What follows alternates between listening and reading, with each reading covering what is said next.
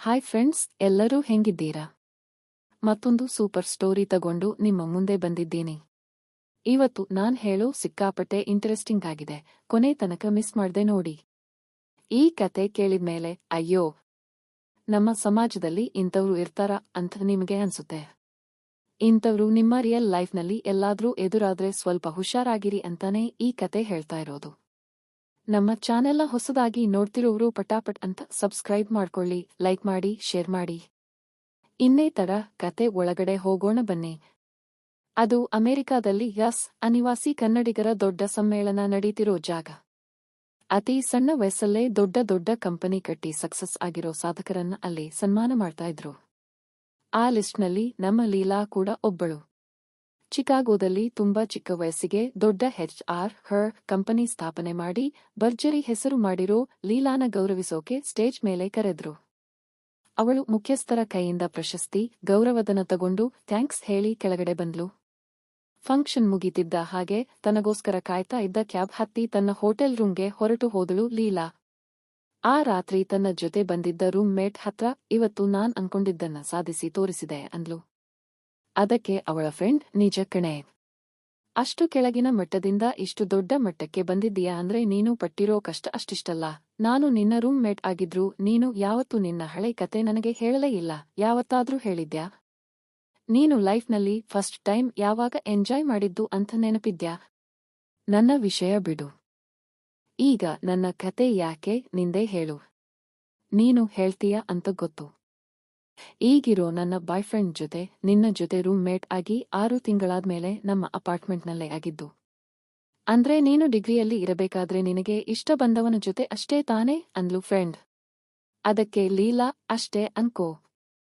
ಆದ್ರೆ ನನಗೆ ನನ್ನ ಸೋದರ ಮಾವನ ಜೊತೆ ನಮ್ಮ ಮನೇಲಿ ಯಾರೂ ಇಲ್ಲದ ಟೈಮಲ್ಲಿ ಆಗಿದ್ದು ಅಂದ್ಲು. ಮತ್ತೆ ಆಗ ನಿನ್ನ ಪೇರೆಂಟ್ಸ್ಗೆ ಹೇಳಲಿಲ್ವಾ ಅಂತ ಫ್ರೆಂಡ್ ಕೇಳಿದಾಗ ನನಗೆ ಇಷ್ಟ ಆಗೇ ಮಾಡಿದ್ದು, ಇನ್ನೆಲ್ಲಿ ಹೇಳೋದು. ಆದ್ರೆ ಪ್ರಾಬ್ಲಮ್ ಏನಪ್ಪಾ ಅಂದ್ರೆ ನನ್ನ ಮೈಂಡ್ ಕರಪ್ಟ್ ಆಗಿದ್ದು ಆವಾಗ್ಲೇ.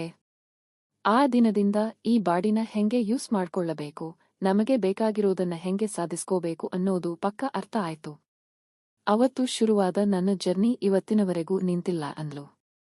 ಏನಾಯ್ತು ಅಂತ ಸ್ವಲ್ಪ ಡೀಟೇಲ್ ಆಗಿ ಹೇಳ್ತೀಯಾ ಅಂತ ಫ್ರೆಂಡ್ ಕೇಳಿದ್ಲು.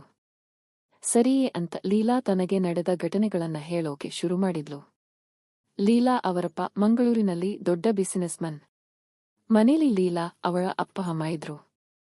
ಲೀಲಾ ಅವಳ ವಯಸ್ಸಿಗಿಂತ ಮುಂಚೆಯೇ ತುಂಬಾನೇ ಬೆಳೆದಿದ್ಲು, ದೊಡ್ಡವಳ ತರ ಕಾಣ್ತಿದ್ಲು. ಅವಳು ಓದ್ತಾ ಇದ್ದದ್ದು ಎಜುಕೇಶನ್, ಗಂಡು ಹೆಣ್ಣು ಒಟ್ಟಿಗೆ ಓದೋ ಸ್ಕೂಲ್ ಆಗಿದ್ದರಿಂದ ಹುಡುಗರು ಮತ್ತೆ ಮೇಷ್ಟ್ರುಗಳು ಏನೋ ಒಂದು ನೆಪ ಹೂಡಿ ಲೀಲಾ ಹತ್ರ ಮಾತಾಡ್ತಾ ಇದ್ರು. ಚಾನ್ಸ್ ಸಿಕ್ಕಿದ್ರೆ ಮುಟ್ಟೋಕು ಟ್ರೈ ಮಾಡ್ತಿದ್ರು. ಅವಳು ಕೂಡ ಎಲ್ಲರ ಜೊತೆ ಸಿಕ್ಕಾಪಟ್ಟೆ ಜೋವಿಯಲ್ ಆಗಿ ಇರ್ತಿದ್ಲು. ಆದ್ರೆ ಎಲ್ಲೂ ಅಡ್ವಾನ್ಸ್ ಆಗ್ತಿರಲಿಲ್ಲ. ಹೀಗಿರಬೇಕಾದ್ರೆ ಊರಿಂದ ಲೀಲಾಳ ಸೋದರಮಾವ ರಾಘವ ಬಂದ. ಅವನು ಜಸ್ಟ್ ಡಿಗ್ರಿ ಮುಗಿಸಿದ್ದ, ಇವರ ಮನೇಲೇ ಇರೋಕೆ ಬಂದಿದ್ದ. ಲೀಲಾಳ ಅಮ್ಮನೇ ಅವನನ್ನ ಕರೆಸಿದ್ದು. ಅವನು ನೋಡೋಕೆ ಸಖತ್ ಹ್ಯಾಂಡ್ಸಮ್ ಆಗಿದ್ದ. ಅದರ ಜೊತೆಗೆ PSI ಎಕ್ಸಾಮ್ಸ್ಗೆ ಪ್ರಿಪೇರ್ ಆಗ್ತಾ ಇದ್ದಿದ್ದರಿಂದ ಜಿಮ್ಗೆ ಹೋಗಿ ಬಾಡಿನ ಫುಲ್ ಫಿಟ್ ಆಗಿ ಇಟ್ಕೊಂಡಿದ್ದ. ರಾಧವನಿಗೂ ಲೀಲಾಳ ಅಮ್ಮನಿಗೂ ವಯಸ್ಸಿನಲ್ಲಿ ತುಂಬಾ ಗ್ಯಾಪ್ ಇತ್ತು. ಅವನು PUC ಓದುವಾಗ್ಲೇ ಮನೆಯ ಕೆಲಸದವಳ ಜೊತೆ ತನ್ನ ಫಸ್ಟ್ ಖಾತೆ ಓಪನ್ ಮಾಡಿದ್ದ. ಡಿಗ್ರಿ ಮುಗಿಸೋ ಅಷ್ಟರಲ್ಲಿ ಅವನ ಖಾತೆಯಲ್ಲಿ 15 ಜನ ಹುಡುಗಿಯರಿದ್ರು. ಅವರಪ್ಪ ದೊಡ್ಡ ಜಮೀನ್ದಾರ ಆಗಿದ್ದರಿಂದ ನಮ್ಮ ಯಜಮಾನನಿಗೆ ದುಡ್ಡಿನ ಕೊರತೆ ಇರಲಿಲ್ಲ, ಎಲ್ಲದಕ್ಕೂ ಸಾಥ್ ಸಿಕ್ಕಿತ್ತು. ತನ್ನ ಅಕ್ಕನ ಮನೆಗೆ ಬಂದ್ಮೇಲೆ ಲೀಲಾನ ನೋಡಿ ನಮ್ಮ ರಾಯರ ಕಂಟ್ರೋಲ್ ತಪ್ಪಿಹೋಯ್ತು. ಕಣ್ಣು ಅವಳ ಮೇಲೇನೆ ಇರ್ತಿತ್ತು. ಒಂದಿಡೀ ತಿಂಗಳು ತನ್ನ ಮನಸ್ಸನ್ನ ಕಂಟ್ರೋಲ್ ಮಾಡ್ಕೊಂಡು ಅವಳ ಕಡೆ ಗಮನ ಹೋಗದ ಹಾಗೆ ತಡೆದುಕೊಂಡಿದ್ದ.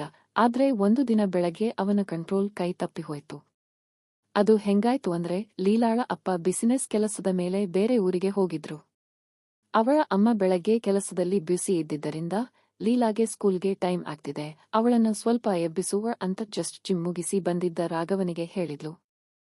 ಲೀಲಾನ ಎಬ್ಬಿಸೋಣ ಅಂತ ಬೆಡ್ರೂಮ್ಗೆ ಹೋದ ರಾಘವನಿಗೆ ಮಲಗಿದ್ದ ಲೀಲಾನ ನೋಡಿ ಮೈಂಡ್ ಬ್ಲಾಂಕ್ ಆಯ್ತು. ಬುದ್ಧಿಗೆ ಫುಲ್ ಸ್ಟಾಪ್ ಇಟ್ಟು ಮನೇಲಿ ಯಾರೂ ಇಲ್ಲದಾಗ ಚಾನ್ಸ್ ಸಿಕ್ಕಾಗ ಬಿಡಬಾರದು ಅಂತ ಡಿಸೈಡ್ ಮಾಡಿ ಸದ್ಯಕ್ಕೆ ಲೀಲಾ ಹೆಗಲ ಮೇಲೆ ಕೈಹಾಕಿ ಎಬ್ಬಿಸಿ ಆಚೆ ಬಂದ. ಆದ್ರೆ ಆ ದಿನದಿಂದ ರಾಘವ ಯಾವುದೋ ಒಂದು ನೆಪದಲ್ಲಿ ಲೀಲಾನ ಮುಟ್ಟೋದು, ಮಜವಾಗಿ ಮಾತಾಡಿಸೋದು ಮಾಡ್ತಾ ಇದ್ದ. ಇದು ನಡೆದ 1 ವಾರಕ್ಕೆ ರಾಘವ ಕಾಯ್ತಾ ಇದ್ದ ಚಾನ್ಸ್ ಸಿಕ್ಕೇ ಬಿಡ್ತು. ಬಿಸಿನೆಸ್ ಕೆಲಸದ ಮೇಲೆ ಲೀಲಾಳ ಅಪ್ಪ 2 ದಿನ ಮುಂಚೆಯೇ ಹೊರಟು ಹೋಗಿದ್ರು. ಅಂದು ಬೆಳಗ್ಗೆ ಲೀಲಾ ಸ್ಕೂಲ್ಗೆ ಹೋದ ಮೇಲೆ ಅವಳ ತಾತನಿಗೆ ಹುಷಾರಿಲ್ಲ, ಸೀರಿಯಸ್ ಆಗಿದೆ ಅಂತ ಫೋನ್ ಬಂದಿದ್ದಕ್ಕೆ ಲೀಲಾಳ ಅಮ್ಮ ತುರ್ತಾಗಿ ಊರಿಗೆ ಹೊರಟಳು. ಇವತ್ತು ರಾತ್ರಿ ಊಟ ಆಚೆಯಿಂದ ತರಿಸಿ ಮ್ಯಾನೇಜ್ ಮಾಡ್ಕೊಳ್ಳಿ, ನಾನು ನಾಳೆ ಬರ್ತೀನಿ ಅಂತ ಹೇಳಿ ಹೋದಳು. ಅಮ್ಮನನ್ನ ಬಸ್ ಹತ್ತಿಸಿ ಮನೆಗೆ ಬಂದ 1 ಗಂಟೆಗೆ ಲೀಲಾ ಸ್ಕೂಲ್ನಿಂದ ಬಂದ್ಲು. ವಿಷಯ ತಿಳಿಸಿ ರಾತ್ರಿ ಊಟಕ್ಕೆ ಏನು ಬೇಕೋ ಆರ್ಡರ್ ಮಾಡೋಣ ಅಂದ ರಾಘವ. ಅದಕ್ಕೆ ಅವಳು ಪಿಜ್ಜಾ ಆರ್ಡರ್ ಮಾಡೋಣ ಮಾವ ಅಂದ್ಲು. ಸರಿ ಅಂತ ಇಬ್ಬರಿಗೂ ಪಿಜ್ಜಾ ಆರ್ಡರ್ ಮಾಡಿದ. ಟಿವಿಯಲ್ಲಿ ಯಾವುದೋ ಇಂಗ್ಲಿಷ್ ಸಿನಿಮಾ ಬರ್ತಾ ಇತ್ತು, ಅದನ್ನ ಹಾಕಿ ಪಿಜ್ಜಾಗಾಗಿ ಕಾಯ್ತಾ ಕೂತ. ಈ ಗ್ಯಾಪ್ನಲ್ಲಿ ಲೀಲಾ ಹೋಂವರ್ಕ್ ಮುಗಿಸಿ ಹಾಲಿಗೆ ಬಂದ್ಲು. ಅಲ್ಲಿ ಬರ್ತಾ ಇದ್ದದ್ದು ಬೋಲ್ಡ್ ಆದ ಇಂಗ್ಲಿಷ್ ಸಿನಿಮಾ. ಟಿವಿಯಲ್ಲಿ ಮೂವಿ ನೋಡ್ತಾ ಪಕ್ಕದಲ್ಲೇ ಕೂತಿದ್ದ ಲೀಲಾ ಕಡೆನೇ ನೋಡ್ತಾ ಇದ್ದ ರಾಘವ. ಟಿವಿಯಲ್ಲಿ ಬರ್ತಿದ್ದ ಸೀನ್ಸ್ ನೋಡಿ ಅವಳಿಗೂ ಸ್ವಲ್ಪ ಟೆಂಪ್ಟ್ ಆಗಿದ್ದು ನಿಜಾನೇ. ಅಷ್ಟರಲ್ಲೇ ಅವರು ಆರ್ಡರ್ ಮಾಡಿದ ಪಿಜ್ಜಾ ಬಂತು. ಪಿಜ್ಜಾ ತಿಂತ ಇಬ್ಬರೂ ಎಂಜಾಯ್ ಮಾಡೋಕೆ ಶುರು ಮಾಡಿದ್ರು. ಪಿಜ್ಜಾ ಪೂರ್ತಿ ಮುಗಿಸಿ ಕೋಕ್ ಬಾಟಲ್ ಖಾಲಿ ಮಾಡಿ ಸಿನಿಮಾ ನೋಡ್ತಾ ಕೂತ್ಕೊಂಡ್ರು. ಆ ಸಿನಿಮಾ ಕತೆ ಅವಳಿಗೆ ಪೂರ್ತಿ ಅರ್ಥ ಆಗ್ಲಿಲ್ಲ, ಆದ್ರೆ ಅದ್ರಲ್ಲಿದ್ದ ಸೀನ್ಸ್ ಅವಳಿಗೆ ಇಷ್ಟ ಆಯ್ತು. ಇನ್ನು ಸ್ವಲ್ಪ ಹೊತ್ತು ಮೂವಿ ನೋಡಿ ಅವಳಿಗೆ ನಿದ್ದೆ ಬರೋಕೆ ಶುರುವಾಯ್ತು. ಮಾವ ನನಗೆ ತುಂಬಾ ನಿದ್ದೆ ಬರ್ತಿದೆ, ನಾನ್ ಹೋಗಿ ಮಲಗ್ತೀನಿಯೇ ಅಂತ ತನ್ನ ರೂಮ್ಗೆ ಹೋಗಿ ಮಲಗಿಕೊಂಡ್ಳು. ಇನ್ನೊಂದು 30 ನಿಮಿಷ ಸಿನಿಮಾ ನೋಡಿ ಲೀಲಾ ಪಕ್ಕ ನಿದ್ದೆ ಮಾಡ್ತಿರ್ತಾಳೆ ಅಂತ ಕನ್ಫರ್ಮ್ ಮಾಡ್ಕೊಂಡು ರಾಘವ ಅವಳ ಬೆಡ್ರೂಮ್ಗೆ ಹೋದ. ಸ್ಕೂಲಲ್ಲಿ ಫುಲ್ ಸುಸ್ತಾಗಿದ್ದದ್ದು, ಅದ್ರಲ್ಲೂ ಇಷ್ಟವಾದ ಪಿಜ್ಜಾ ಹೊಟ್ಟೆ ತುಂಬಾ ತಿಂದಿದ್ದು, ಜೊತೆಗೆ ಕೋಕ್ ಬೇರೆ ಕುಡಿದಿದ್ದರಿಂದ ಅವಳು ಗಾಢ ನಿದ್ದೆಗೆ ಜಾರಿದ್ಲು. ಆದ್ರೂ ಎದಕ್ಕೋ ಇರಲಿ ಅಂತ ಲೀಲಾ ಲೀಲಾ ಅಂತ ಅವಳ ಹೆಗಲು ಹಿಡಿದು ಅಲ್ಲಾಡಿಸಿದ.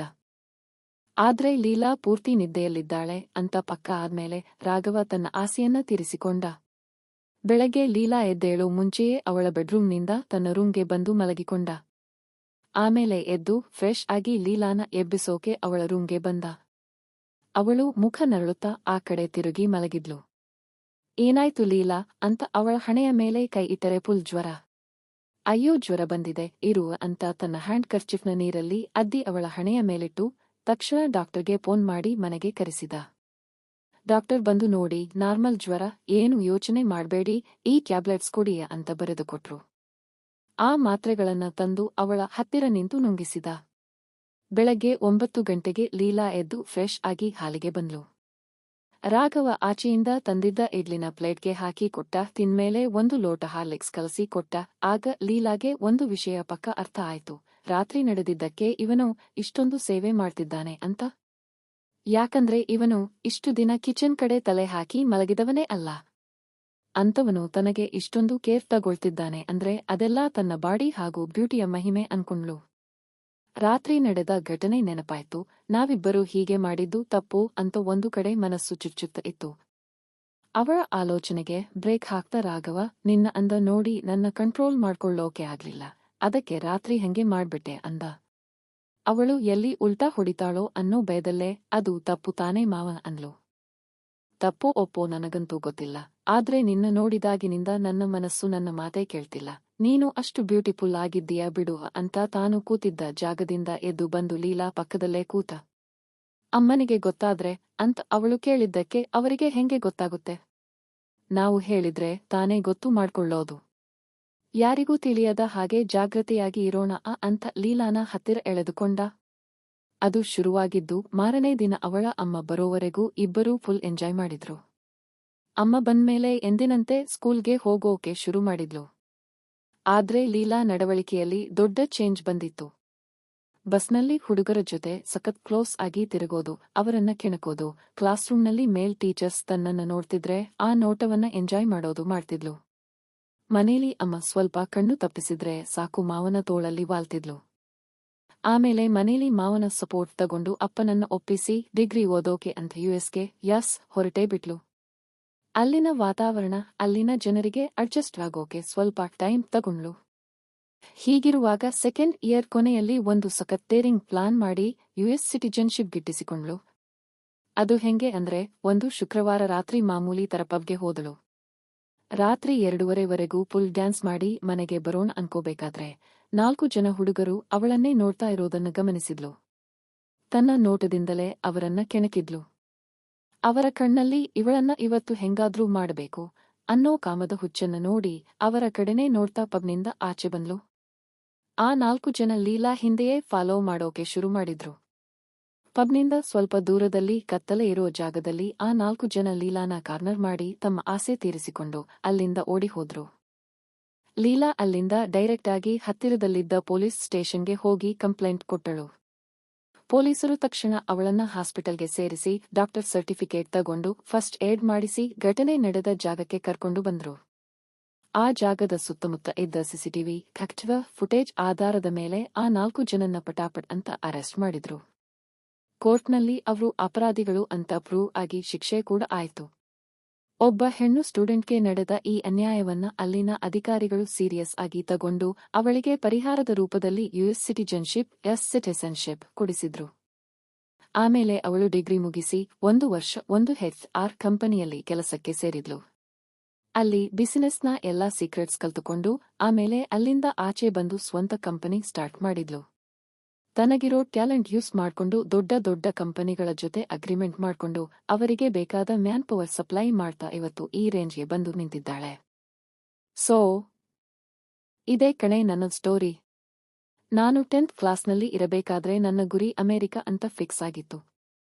ಇಲ್ಲಿಗೆ ಬಂದ್ಮೇಲೆ ಗೊತ್ತಾಗಿದ್ದು ಏನಪ್ಪಾ ಅಂದ್ರೆ ಈ ದೇಶದ ಸಿಟಿಜನ್ಶಿಪ್ ಸಿಗಬೇಕಾದ್ರೆ ಇನ್ನೂ 10 ವರ್ಷ ಬೇಕು ಅಂತ. ಅದಕ್ಕೆ ಶಾರ್ಟ್ಕಟ್ ಯೂಸ್ ಮಾಡಿ ಬೇಗ ಸಿಗೋ ತರ ಮಾಡ್ಕೊಂಡೆ. ಅದು ಬಂದ್ಮೇಲೆ ಕಂಪನಿ ಕಟ್ಟಿದೆ, ಈ ಲೆವೆಲ್ಗೆ ಬೆಳೆದೆ ಅಂದ್ಲು ಲೀಲಾ. ಇದನ್ನ ಕೇಳಿ ಶಾಕ್ ಆದ ಫ್ರೆಂಡ್ ಅಂದ್ರೆ ಆ ರಾತ್ರಿ ಆ ಜಾಗ ಆ ಪಬ್ ಎಲ್ಲಾ ನಿನ್ನ ಪ್ಲಾನ್ನ ಭಾಗನೇನಾ ಅಂತ ಕೇಳಿದ್ಲು.